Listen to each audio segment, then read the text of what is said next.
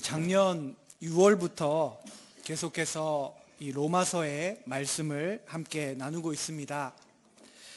크리스마스 전 대강절 기간부터 주연절까지는 우리가 성탄절의 말씀, 대강절의 말씀을 받지만 다시 이 로마서의 말씀으로 돌아왔습니다.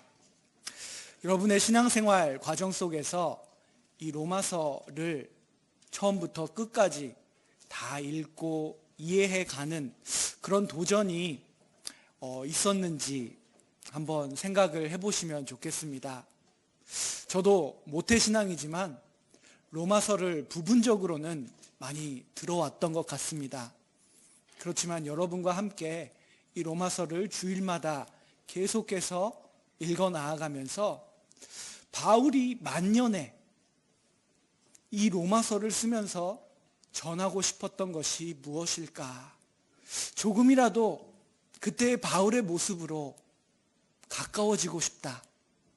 바울이 이 편지에 담은 그 깊은 내용을 나도 조금 더 깊게 이해하고 싶다라는 마음을 갖게 되었습니다. 저는 로마서가 결코 쉽다고는 말하지 않겠습니다.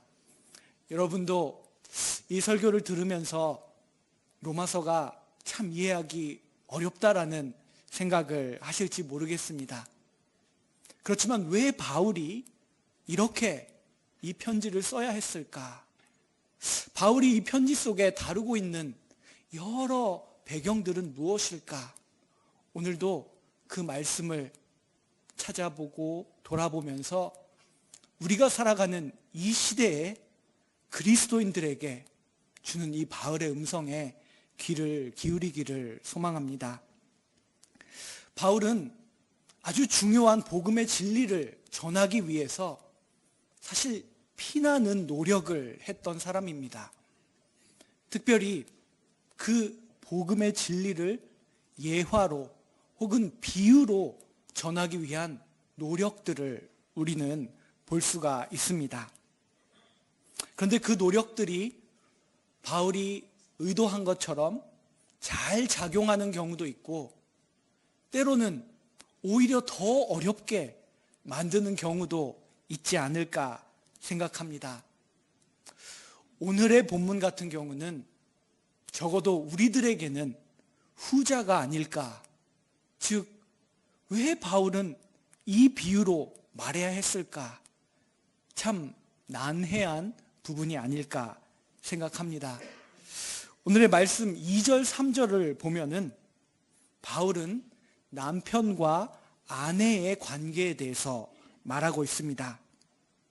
남편에게 결혼한 여인이 법으로 묶이게 된다, 매여 있게 된다라고 말합니다. 바울이 여기서 말하는 법은 그냥 일반적인 여러 종류의 법이 아니라 그가 도라, 이스라엘에게 주어진 율법에 대해서 말하고 있습니다.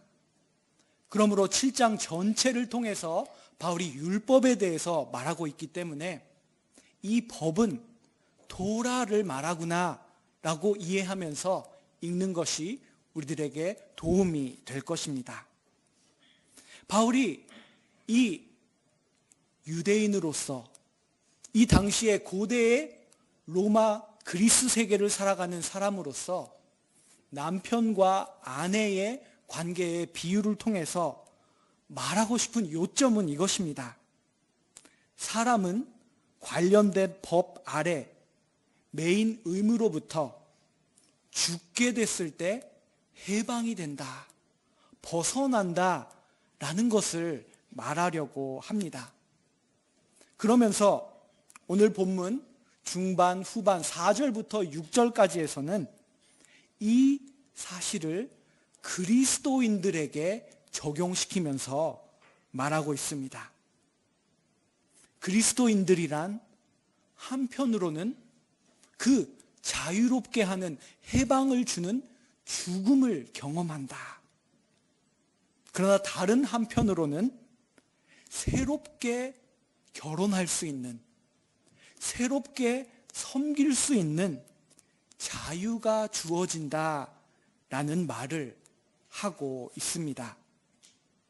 4절을 보면은 그러므로 내 형제들아, 곧 그리스도인들, 로마 에클레시아에 있는 그리스도인들을 형제들아 라고 부르면서 그리스도의 몸으로 말미암아 율법에 대하여 죽임을 당하고, 4절 후반에서 이제는 그 전에 섬기던 남편이 아니라 새롭게 살아나시니 메시아의 부활을 말합니다. 그에게 우리가 해방된 상태로 가서 하나님을 위하여 열매를 맺는 삶으로 바뀌게 되었다. 그 이야기를 하고 있습니다. 바울이 여기서 이 7장에서 이 율법, 도라를 언급하면서 무엇을 말하려고 하는지 조금 더 깊게 살펴보기를 원합니다. 바울은 로마서 1장부터 6장에 있어서 율법에 대해서 아주 집중적으로는 아직 다루지 않았습니다. 그렇지만 율법에 대해서 간간히 언급하면서 하나님의 전체적인 구원의 사역에서 그 율법이란 어떤 목적을 갖고 있었는지, 그러나 그 목적대로 율법이 일하지 못하고 부정적인 결과를 하게 되었다. 그리고 이제는 그리스도인은 율법 아래 있지 않다라는 점을 계속해서 반복했습니다. 그래서 이제 7장에 들어와서 그 모든 언급에 대한 확실한 대답을 주기 위하여 이 율법을 7장에서 다루는 이유도 있을 것입니다. 그런데 사실 그것만은 아닙니다. 우리가 이 7장에서 이 율법을 가진 사람이 자신의 육과 율법이 말하는 거룩한 삶 사이에서 고통스럽게 싸워나가는 그 씨름에 대한 내용이 있기 때문에 이 7장은 지금 그리스도인의 삶에 대해서 말하고 있구나 라고 이해할 수가 있을 것입니다. 7장에 앞으로 우리가 보겠지만 여러분들이 아마 많이 접하신 말씀들이 나와 있습니다. 내 마음에 원하는 것이 있는데 내 삶을 보니 도리어 미워하는 것을 내가 하고 있다. 내 속에서 거하는 죄가 나를 내가 원치 않는 곳으로 인도한다. 혹은 내 안에 두 가지 법이 있는데 하나님의 법과 죄의 법이 싸우고 있다. 그러면서 바울은 이렇게 말합니다. 오라, 나는 곤고한 사람이로다. 그리스도인들의 삶 속에 있는 그런 보이지 않는 영적 싸움, 오늘도 나는 선을 행하고 싶은데 내가 행한 결과를 보니 육을 따르는 삶을 살고 있음. 그런 모습이 잘 드러나는 말씀이 이 7장에 나와 있습니다. 그래서 우리는 이 말씀을 7장을 우리가 어떻게 살아가는 것인지 구체적인 그리스도인의 삶에 대해서만 말하고 있다라고 단편적으로 이해하기가 쉽습니다. 그러나 그것은 부분적으로는 맞지만 바울이 이 로마서 전체를 쓸 때에 이 7장에서 꼭 전해야 했던 그 핵심은 사실 다 품고 있지는 못합니다. 오늘 이 7장을 우리가 시작하면서 우리가 기억해야 하는 것은 바울이 7장에서 무엇보다도 중요하게 전하고자 하는 주제는 그리스도인들의 삶보다도 율법 자체에 대해서 말하고 싶었다라는 것입니다. 7장의 핵심은 이 도라, 이스라엘 백성들에게 주어진 율법이란 도대체 무엇인가 라는 것을 바울은 말하려고 한다라는 것입니다. 바울은 분명히 그리스도인들이 이제는 율법 아래 있지 않다라고 반복해서 말했습니다. 바울이 그것을 말하면서 두 가지를 7장에서 오늘 본문에서 특별히 말하는데요. 먼저 율법에 관하여 첫 번째입니다. 첫 번째는 하나님은 처음에 왜 이스라엘에게 모세를 통하여 율법을 주셨는가? 율법을 주신 목적이 무엇이었는가?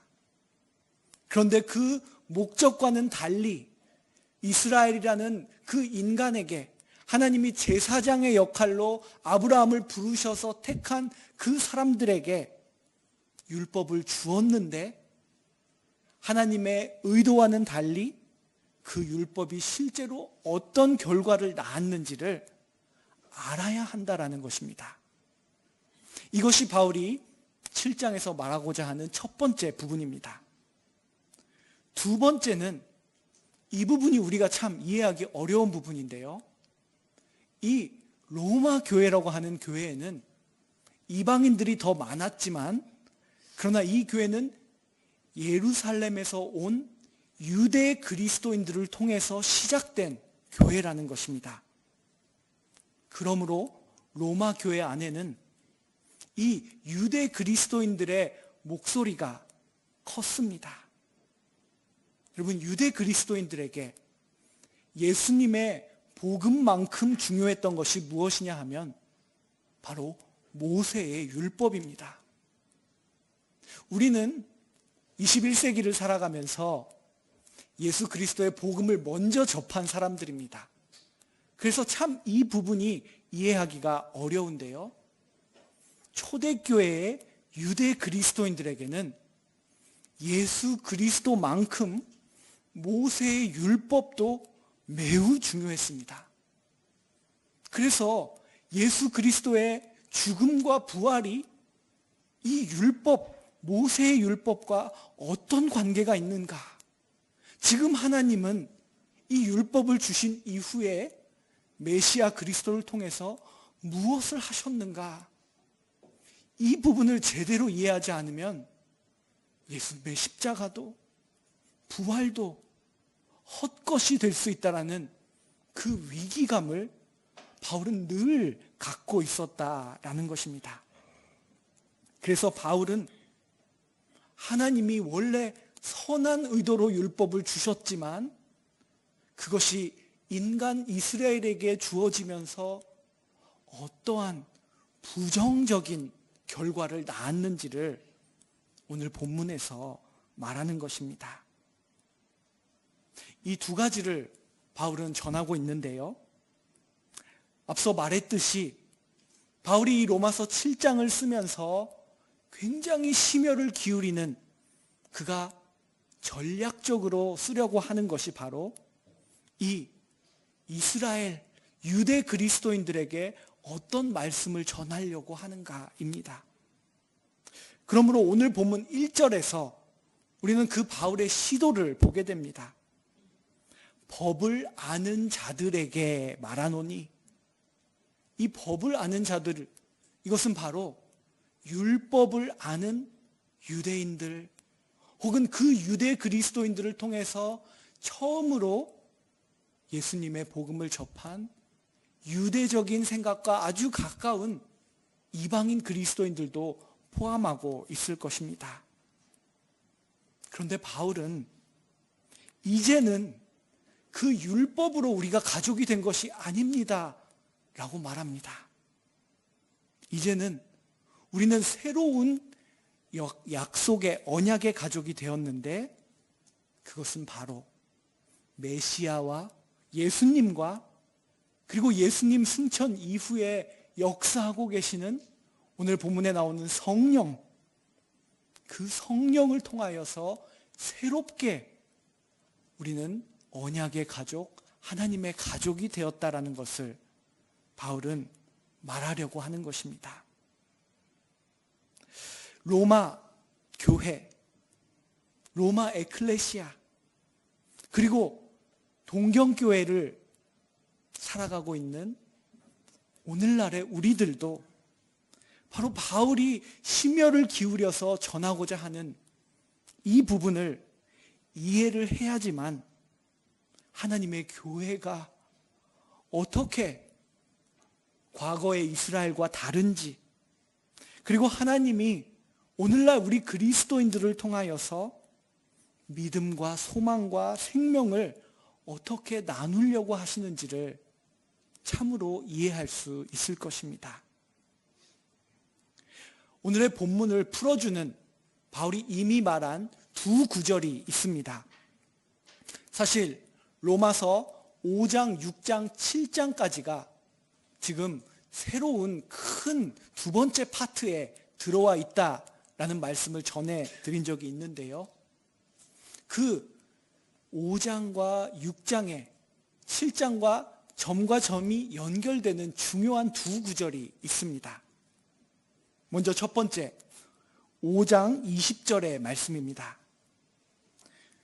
율법이 들어온 것은 범죄를 더하게 하려 함이라. 그러나 죄가 더한 곳에 은혜가 더욱 넘쳤나니. 바울은 이미 5장에서 이 율법이 너무 아이러니하게도 하나님이 주신 분명히 좋은 것인데 범죄를 더하게 되었다라고 말하고 있습니다. 이것이 바울이 첫 번째로 말하는 율법의 부정적인 역할이고, 그가 5장에서 말했던 아담, 우리 인간의 아담의 모습에 대한 말씀이었습니다. 그런데 그 다음 장 6장 6절에서 바울은 이렇게 말했습니다. 우리가 알거니와 우리의 옛사람이 예수와 함께 십자가에 못 박힌 것은 죄의 몸이 죽어 다시는 우리가 죄에게 종노릇하지 아니하려 함이니. 이것은 메시아를 통해 실패하는 것처럼 보였지만, 율법이 실패한 것처럼 보였지만, 그러나 하나님께서 메시아 예수님을 이 땅에 보내주심으로써 다시 이루어 가시는 하나님의 목적, 그 메시아 속에서 새롭게 변화되는 우리 인간의 또 다른 모습을 말하는 구절입니다. 바울은 7장에서도 여전히 두 부류의 사람, 여러분 예전에 두 동상을 우리가 함께 보면서 봤던 그 말씀을 기억하시나요? 두 부류의 사람, 곧 아담과 새로운 아담으로 오신 메시아의 관점에서 이 율법을 이해해야 한다라는 것입니다. 바울이 전하려고 하는 그리스도인이란 옛사람, 아담에 속해 있던 사람이 메시아와 함께, 예수님과 함께 십자가에 달려서 죽는다라는 것입니다. 오늘 설교의 제목이 그리스도의 죽음부터 시작되어 있습니다. 우리의 옛사람이 그리스도와 함께 죽는다는 것은 첫 번째 아담의 모습이 죽음으로써 우리가 그것에 엮여있던, 매여있던 것들로부터 해방이 된다라는 것을 말하고 있습니다. 율법은 분명히 하나님께서 선한 목적으로 주셨지만, 그러나 바울은 이 이스라엘의 역사를 살펴보면서 율법은 우리들을 아담으로 매어 놓았다라고 말하고 있는 것입니다. 우리가 율법과 마치 결혼의 그 법 아래에 있는 사람처럼 옛 아담 사이에 그것과 결혼한 부부처럼 하나의 합성체가 되어버렸다. 이것은 하나님의 목적과 달리 우리가 율법을 받았지만 인간이 그런 모습으로 살아갔다라는 것을 말하는 것입니다. 여러분, 이것을 말한다는 것은 예전 사울이라면 있을 수 없는 일입니다. 그는 자신의 민족의 실패를 말합니다. 열정이 넘쳤던 바리새인으로서의 실패를 말하고 있는 것입니다. 그러나 그 실패한 옛사람이 예수님의 십자가에 함께 못 박히면서 죽음으로 말미암아 예전의 속박으로부터 해방이 되고 새로운 삶을 시작하게 되었다. 바울은 그 사실을 말합니다. 5장을 받고 6장을 받고 이제 이 두 포인트가 오늘 7장으로 이어집니다. 오늘 본문 4절의 말씀 다시 한번 보겠습니다. 그러므로 내 형제들아 너희도 그리스도의 몸으로 말미암아 율법에 대하여 죽임을 당하였으니, 율법에 대하여 죽었다. 이것은 우리의 옛사람이 그리스도와 함께 십자가에 달림으로 죽었다라는 그 말씀과 동일한 것입니다. 율법이 이스라엘과 하나님의 관계를 묶어주지 못하고 오히려 육체, 이스라엘과 옛사람 아담을 묶어주는 역할을 했었는데, 그러나 우리는 부활하신 메시아로 말미암아 이제는 그 속박으로부터 해방되고 새롭게 새로운 합성체, 관계를 맺게 되었다라고 바울은 말합니다. 4절 후반을 보십시오. 다른 이, 옛 아담이 아닌 다른 이, 부활하신 이, 그를 통하여 우리가 하나님을 위한 열매를 맺게 되었다. 바울은 이 사실을 말합니다. 이 율법의 실패에 대한 이해가 바울이 전하고자 하는 아주 중요한 핵심이었습니다. 율법은 이스라엘이 궁지에 빠져 있다는 것을 더 잘 보여주는 역할밖에 하지 못했습니다. 그러나 이제는 우리가 예수와 함께 죽음으로써 그 모든 법의 눌림으로부터 해방이 되고 새로운 신랑을 맞이하게 되었다. 바울이 그 사실을 말합니다. 오늘의 결론인 6절의 말씀 보도록 하겠습니다. 이제는 우리가 얽매였던 것에 대하여 죽었으므로 율법에서 벗어났으니 이러므로 우리가 영의 새로운 것으로 섬길 것이요 율법 조문에 묶은 것으로 아니할지니라. 여러분, 여기에서 이전의 관계가 끊어지고 해방되는 그리스도의 죽음, 우리의 옛사람의 죽음이 새로운 관계를 맺을 수 있게 하였다. 새로운 우리의 신랑이 되시는 메시아에 대해서 바울은 여기서 말합니다. 우리는 더 이상 문자로 새겨진 율법 조문 안에 있지 않는다. 메시아와의 새로운 합성체를, 연대를 이루며 이제는 성령의 인도하심을 받아 새로운 방식으로 힘을 얻으며 살아간다라는 것을 바울이 전하고 있습니다.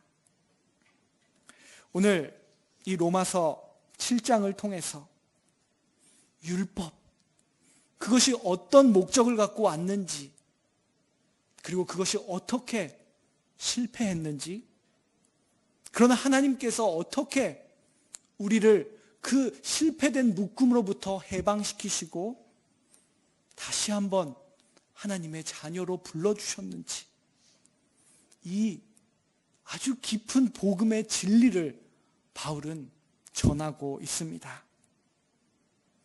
로마서 7장 너무나 어려운 장이지만 그러나 그만큼 하나님이 하신 일에 놀라움과 기쁨이 담겨져 있습니다. 이 말씀을 곱씹으면서 우리가 누리는 이 구원을 깊게 깨닫고 살아가는 저와 여러분이 되시기를 간절히 소망합니다. 今日パウロはローマの信徒への手紙7章に至って律法について語っています。この7章を単にキリスト者の生活、どう生きるべきかに対する指針として理解するならば、もちろんそういうところもありますが、パウロがこの手紙を書いている、この7章で伝えたい本来の意図をすべて汲み取ることはできないでしょう。パウロは律法が何であるのかをきちんとローマ教会に伝えなければなりませんでした。私たちにとって先にあったのはイエス・キリストの福音です。私たちに宣教師を通して日本に、韓国に福音が伝わって、私たちは律法よりも先にイエス・キリストの福音に接しています。しかし皆さん、ローマ教会はそうではありませんでした。最初にローマに福音を持っていったのはユダヤ人のキリスト者たちです。今日の本文を理解するとき、ユダヤ人キリスト者たちにとって律法がどれほど大切であったかを私たちは理解しなければなりません。彼らはモーセを通して与えられたこの律法とイエス・キリストの福音をどのようにうまく理解すればいいのか、正直分かっていませんでした。模索する時期であったのです。パウロはそこを律法が決してメシア・キリストにおいて成したことよりも偉大なものではないということ、律法を上に持ってきてしまえば大きな誤解と過ちに陥ってしまうということを何としても伝えたいのです。パウロが選んだ例えがふさわしいかどうかは分かりません。今日の本文でパウロは男と女の結婚の関係を通して語っています。当時のユダヤ人、あるいはこのローマ世界の中では、結婚した男によって妻、女は法による支配のもとにありました。自由がないんです。しかしその関係をキリスト者たちに適用する、当てはめることによってパウロはメシア・キリストが成したその救いの意味を伝えようとしています。律法は私たちを救いに至らせることができなかった。この当時パウロはこのことまでたどり着くまで本当に大変な道を歩んだと思います。ユダヤ人としてのプライド、ファリサイ派としてのプライドを一旦置いて、神様がなさっていることを受け入れたパウロ。パウロは律法は失敗したということを今日告げているんです。では失敗した律法との関係で私たちはそのままずるずると生きなければならないのか。そうではないということです。イエス・キリストの十字架の死は律法から私たちを自由にする解放の死でもあるということを伝えています。そして今や私たちはイエス・キリストを受け入れることによって死から解放を得て新しい関係を築けるようになった。ここにパウロが何度も用いる新しい花婿イエス・キリストの姿が出てくるのです。イエス・キリストと結ぶ新しい関係において以前の古いアダムは過ぎ去り、古い自分は過ぎ去り、私たちは新しい方、復活の主に仕える存在になった。そしてその新しい関係の中に私たちは生きるのだ。神のための実を結ぶものとして生きるということを伝えています。7章を理解することは決して簡単ではありません。しかしそれだけ当時の複雑な状況があったということです。かえってこの複雑な背景を理解していく中で、神の恵みの奥深さ、福音がどのように失敗したイスラエルを、失敗した人間を神のもとへと招いたのかを悟り、その救いの恵みに預かって生きていく私たちになることを切に願います。お祈りいたします。하나님 아버지 감사합니다. 로마서를 읽고 이해하고 나누는 것은 결코 쉬운 일이 아니지만 오늘 이 7장을 통하여 바울이 쓰려고 했던 율법과 예수 그리스도의 구원의 관계를 새롭게 깨닫게 하시니 참으로 감사합니다. 하나님, 이 피조 세계를, 이 죄 많은 우리 인간을 구원하시기 위해 하나님께서 이루신 구원을 우리들의 마음속 깊이 새길 수 있도록 인도하여 주시옵소서. 主なる神様、ローマの手紙のこの複雑さ、理解しがたい部分もありますが、今日立法とメシアの関係をもう一度改めて知ることが許されました。福音の奥義を、その深い真実に少しずつ近づいていく私たちとならしめ、主の御心にかなった生き方ができるよう導いてください。イエス・キリストの皆を通してお祈りいたします。아멘. 찬송가 268장 함께 부르겠습니다.